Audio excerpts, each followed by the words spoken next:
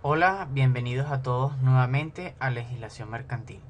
El tema de hoy son las sociedades mercantiles. Y tenemos que destacar que es la asociación o justamente la colaboración de dos o más personas para lograr un fin común. Tal como lo tenemos por acá, nos habla de que tiene esta sociedad mercantil la condición de comerciante. Como bien sabemos, la diferencia o la distinción entre las personas naturales y las personas jurídicas radica en esa capacidad de ejercicio nato que tienen. Ya vamos a hablar de ello o recordarlo, mejor dicho, un poco más adelante.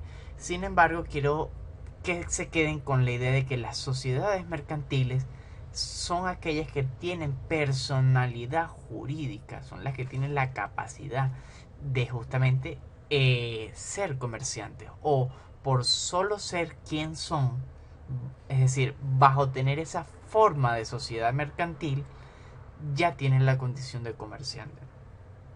Y vamos acá a analizar que el nacimiento entre los socios de un vínculo obligacional recíproco. Es decir, tiene importancia porque esta nueva persona jurídica que se está creando está compuesta por estos socios. Y los socios a su vez generan un vínculo entre ellos de forma recíproca y también frente a la organización societaria. Debemos destacar que la idea de creación de una sociedad es obtener un fin en común, que por separado las personas no podrían hacerlo. Para eso me asocio, me reúno con otras personas. Debemos entender que es un fin lícito, es decir, dentro de los contemplados en la economía, que ya los hemos hablado y que gran parte de ellos está mencionado en los actos de comercio.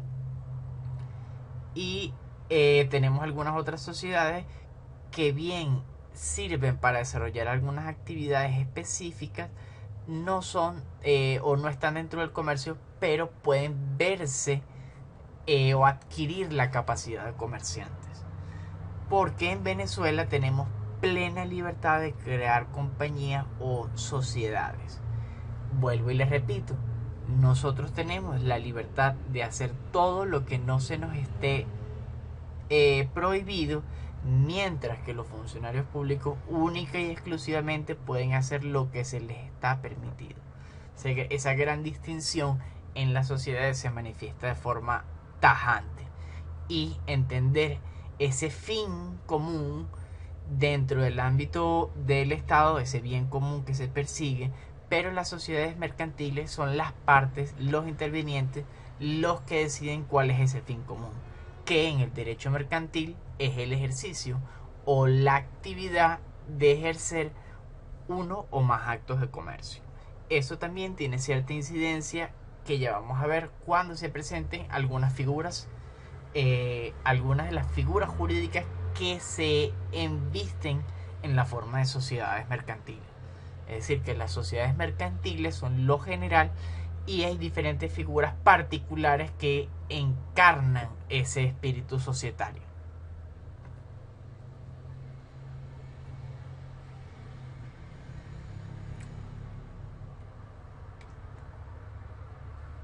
Hay diferentes distinciones o diferentes regulaciones en cuanto a las sociedades. Como bien conocen, el Código Civil lo hemos utilizado anteriormente para sentar las bases de lo que después determinamos en el derecho comercial y que algunas figuras civiles pueden involucrarse en el ámbito mercantil. Tenemos por acá que el Código Civil esboza diferentes situaciones igual que el derecho mercantil. Sin embargo, vamos a ver o analizar la legislación desde el ámbito general y después vamos a ir reduciéndonos hasta lo particular. Debemos tener en cuenta que hay relaciones entre los socios, como estas dos personas que tenemos acá dentro de este cuadro que representa una persona jurídica, una sociedad mercantil, y los socios que son los que están adentro de estos dos círculos. Entonces, hay relaciones que se producen entre los socios, hay responsabilidad entre ellos y con la compañía. Eso lo vamos a ver más profundamente en la clase. Tenemos que no solamente ellos tienen acciones o tienen derechos entre ellos y con la compañía, sino que frente a los terceros, frente a los que están fuera de esa sociedad, también hay acciones que se pueden tomar. De hecho, los socios tienen diferentes derechos que les benefician y que los protegen frente de terceros, igualmente en virtud de la compañía y de diferentes negocios que se puedan producir. Y esto lo digo específicamente pensando en la figura societaria de las cuentas en participación, que es una excepción a esto, que es lo principal de que funcionen de esta manera. ¿Qué quiero decirles con esto?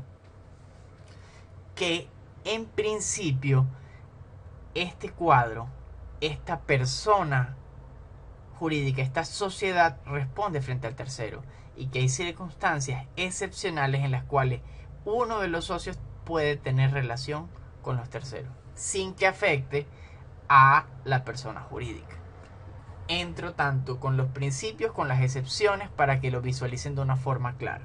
Cualquier duda lo seguimos conversando. Ahora, las sociedades tienen diferentes formas en las cuales se van a organizar. Y no solamente hablamos de cómo van a estar compuestas, sino de cuál va a ser las funciones de cada una de las personas que los componen. Más adelante también vamos a ir hablando al respecto. Tenemos que tener en cuenta que una de las distinciones entre el derecho civil y el derecho mercantil es el interés de lucro, ese fin económico. Entonces, para el momento de la toma de decisiones de los votos, a pesar de que está relacionado con lo que es la mayoría simple, la mayoría calificada y algunas condiciones especiales, pues resulta que un voto de una persona no equivale realmente a un voto, sino que puede equivaler a la cantidad o la proporción de acciones que tenga. Eso también lo vamos a ver más detalladamente. Es decir, que una persona en derecho civil equivale a un voto, mientras que en derecho mercantil una persona puede equivaler a mayor cantidad de votos si tiene mayor participación en esa sociedad. Si ponemos el ejemplo básico, en este caso que tenemos acá, podemos decir que esta sociedad mercantil está dividida en partes iguales y que cada uno de los socios tiene el 50% del valor de la sociedad. Entonces, cada uno representaría un voto en ese caso, o representaría el 50% del voto, que no es suficiente para lograr la mayoría simple. Pero bueno, sin enredarnos muchos y teniendo en cuenta que la sociedad mercantil tiene estas situaciones en cuenta, es decir, cómo se relacionan los socios dentro de la compañía, cómo se relacionan los socios y la compañía frente a los que están afuera, frente a esos terceros, cómo va a estar organizada la sociedad de por sí, hablando de las personas y las funciones que se deben cumplir en una sociedad, como cuáles son los métodos legales para lograr una decisión y que deben tener un nombre distinto. Cuando hablamos de las obligaciones de los comerciantes, la firma, ese nombre, esa denominación mercantil es vital, porque es una forma muy clara de hacer una distinción de lo que es la personalidad jurídica de los socios a la investidura y representación de la compañía. Es por ello que recordamos el artículo 19 del Código Civil, que nos dice que son personas jurídicas y por lo tanto capaces de obligaciones y derechos. Nos menciona la nación, las entidades políticas que no nos interesan a este tema, las iglesias de cualquier tipo, universidades y en general todos los seres de cuerpos morales de carácter público, que tampoco son los que nos interesan. Y ahora hablamos de las asociaciones, las corporaciones como esas empresas que vimos anteriormente, las fundaciones lícitas de carácter privado. Es decir, que aquí es donde está englobado las personas jurídicas que a nosotros nos interesan, que están esbozadas en este punto y sin embargo se extrapolan posteriormente al derecho mercantil, donde se hace una determinación específica que ya vamos a ver. Seguimos leyendo el artículo 19. La personalidad la adquirirán con la protocolización de su acta constitutiva en la oficina subalterna de registro. ¿Qué nos hace caer en cuenta en esto? De que primero hay una distinción entre el momento del nacimiento y el momento de la constitución, o de cuándo es oponible frente a terceros. Este es otro tema que vamos a profundizar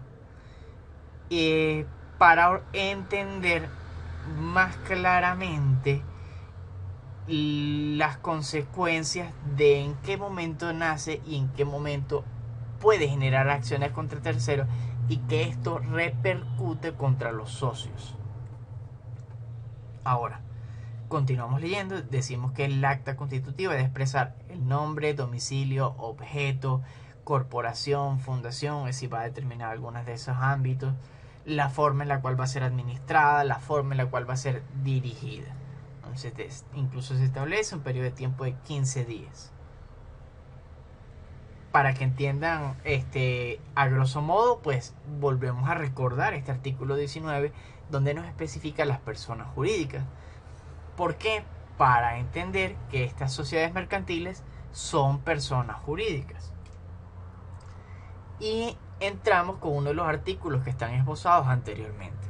El artículo 1649 del Código Civil, que nos dice: el contrato de sociedad es aquel por el cual dos o más personas convienen en contribuir cada uno con la propiedad o el uso de las cosas o con su propia industria a la realización de un fin económico común. Quédense muy atentos con el tema de que son dos o más personas, pues la idea es que es una sociedad. Claro, personas, pueden ser personas naturales, pueden ser personas jurídicas. Ahora, el otro punto a tener en cuenta aquí es resaltar el fin económico común. Es decir, el interés es trabajar para generar un ingreso. Ese es el fin. ¿Qué es lo que vamos a hacer? Eso se determina posteriormente, siempre que el objeto sea de lícito comercio. El artículo 1651 nos dice que las sociedades civiles adquieren personalidad jurídica y tienen efecto contra terceros desde que se protocolizan.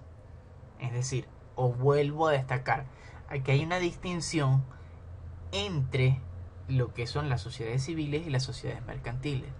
Cuando hablamos de ese principio rector del derecho mercantil que hicimos referencia, que es de derecho privado, el principio de la autonomía de la voluntad de las partes es lo que nos permite.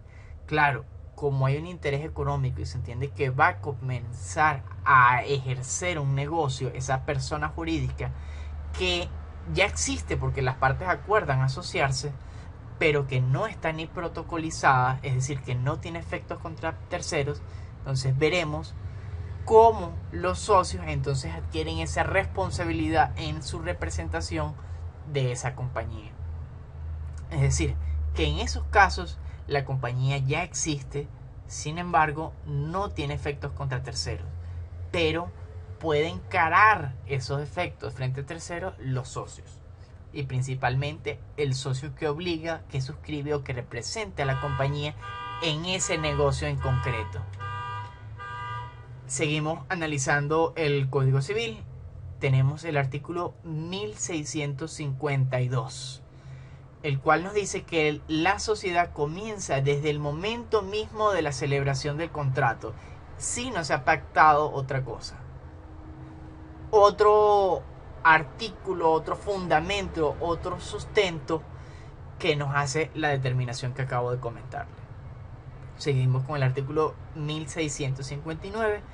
Todo socio debe responder a la sociedad de los perjuicios que por su culpa le haya causado y no puede compensarlos con los beneficios que le haya proporcionado en otros negocios. Muy levemente, lo que intenta decirnos este artículo es que existe responsabilidad de los socios con la compañía. a pesar de que ellos sean parte de la misma compañía. No se puede entender que tú te saques dinero de una mano y lo guardes o te saques dinero de un bolsillo y lo guardes en el otro bolsillo.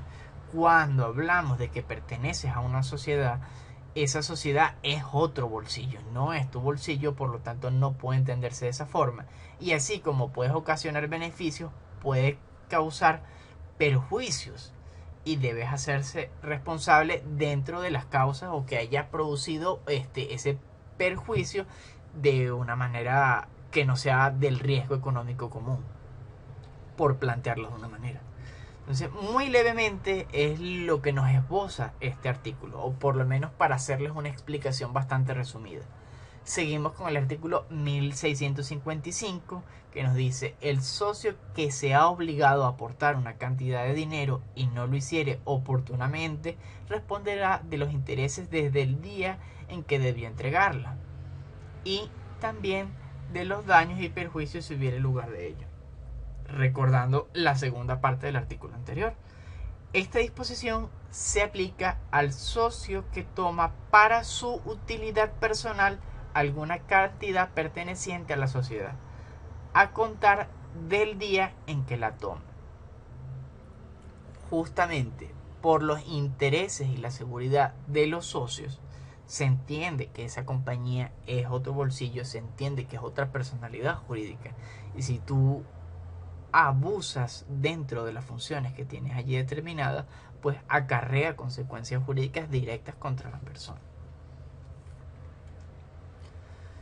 Seguimos un poco leyendo. Sé que está un poco pesado en este punto, pero es parte de ese estudio exegético que requiere la materia, en el cual vamos a ir analizando uno por uno todos los artículos correspondientes, ya que estamos justamente en la parte más técnica de la materia.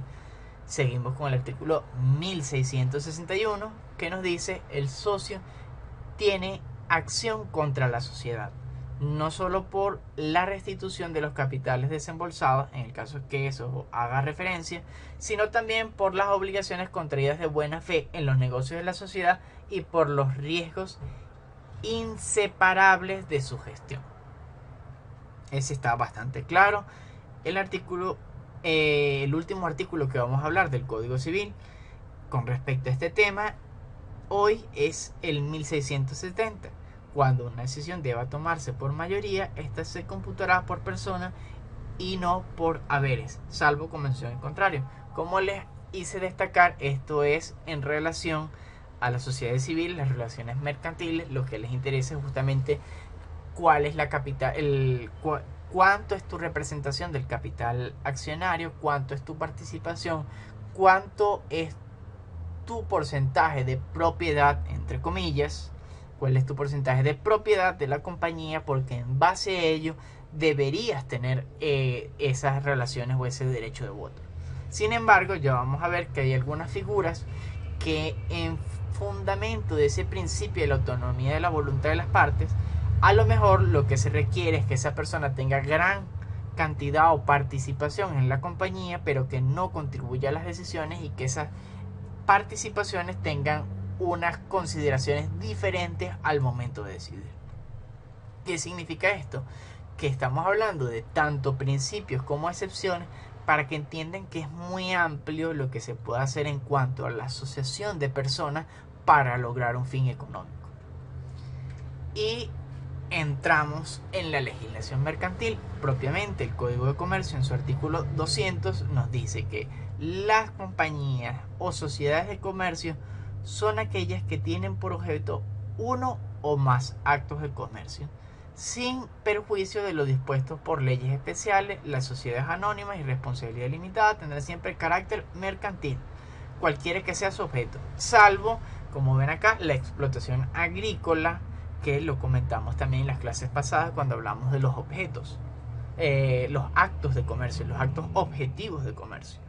Las sociedades mercantiles se rigen por los convenios de las partes, por disposiciones de este código y por las del Código Civil.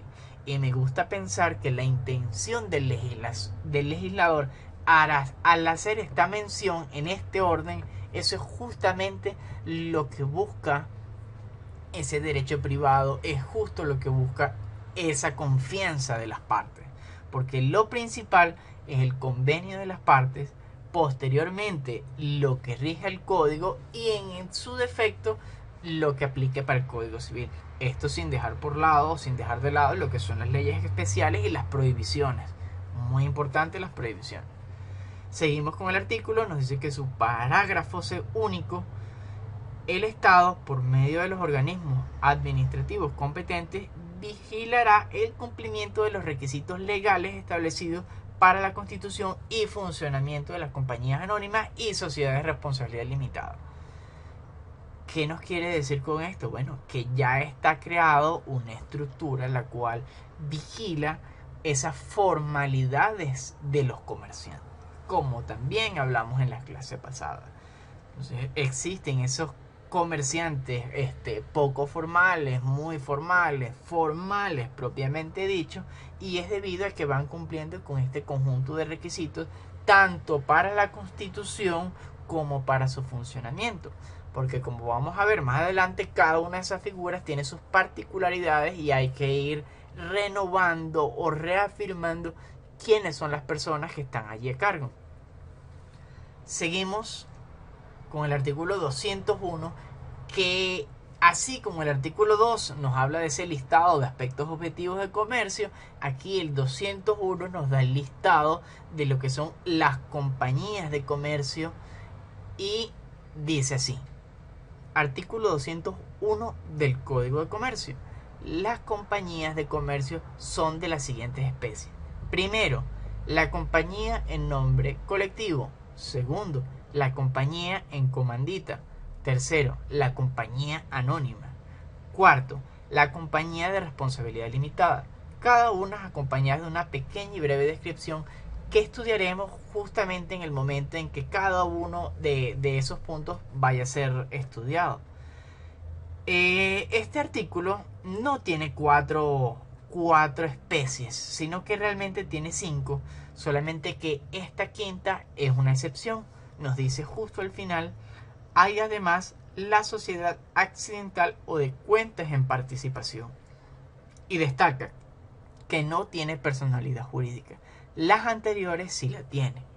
Volviendo un poco al cuadro del inicio, estas cuentas en participación es cuando uno de esos socios que está dentro de ese cuadro, uno de esos círculos que son los socios, tiene un negocio con un tercero sin que cuente o teniendo en cuenta la participación de las utilidades en un negocio o varios negocios de esa compañía. Y ese es un tema que vamos a ver justamente ahorita, porque las cuentas de participación es esa sociedad irregular, es la excepción de las sociedades mercantiles, aunque está entendida de que sí es una sociedad mercantil. Y tenemos que un comerciante o una compañía mercantil da a una o a más personas participación en las utilidades y pérdidas de una o más operaciones o de todas las de su comercio. Ese punto determinante aquí. Quiero que se den cuenta muy claramente que funciona tanto en las ganancias como en las pérdidas. Puede determinarse para un acto en concreto, para una negociación en concreto, o para un conjunto de negociaciones, o para toda la vida de la compañía, siempre teniendo en cuenta de que es una relación que se produce entre uno de los socios y no la compañía directamente. Y nos dice, o debemos destacar, que hay un derecho de participar. Y es una participación dentro de lo entendido de los derechos de uno de los socios. Esta asociación o sociedad mercantil no tiene personalidad jurídica porque aquí sí hay un solo bolsillo, o son las dos personas relacionadas las que tienen una implicación económica directamente. No hay una figura que represente esa asociación como tal, porque se entiende que la que va a llevar a cabo los negocios ya es la sociedad en la cual se encuentra el socio. ¿Qué ocurre en la práctica en estos casos? que es una persona que tiene una compañía funcional y que genera un contacto con una persona para lograr una contratación de cualquier tipo.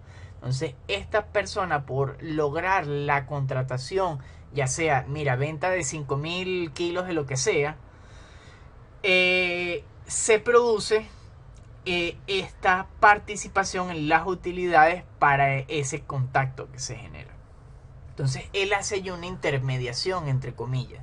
Sin embargo, si algo sale mal o algo no esté bien establecido, la compañía no es la que responde, sino que es el socio quien se entiende con la persona. Entonces esa es parte de las distinciones o la forma en la que pueden ver claramente cómo operan unas cuentas en participación. Y debido a que se sustenta en ese principio de la autonomía de la voluntad de las partes y que es bastante liberal, sin embargo, como ven, plantea estas circunstancias en el artículo 359, es decir, que se determine allí esa persona o esa compañía, es decir, ese destinatario de las utilidades o de las pérdidas, porque también hay que determinar cuál de las dos, o si va a ser para una operación concreta o va a ser para varias operaciones o para un periodo de tiempo, pues allí está también, tiene que estar determinado. Se entiende que esta es una sociedad transitoria, que es temporal, que va a ser de corta duración o que justamente va a ser para un acto en concreto y tiene muy poca formalidad. Es decir, que aquí, como lo vimos anteriormente, no hace falta que esté registrado y generalmente no es necesario ni que esté notariado, aunque la recomendación es que esté notariado para tener certeza de la identidad de las personas y una fecha cierta que te determine el principio a contar de la determinación de los derechos y obligaciones entre los participantes.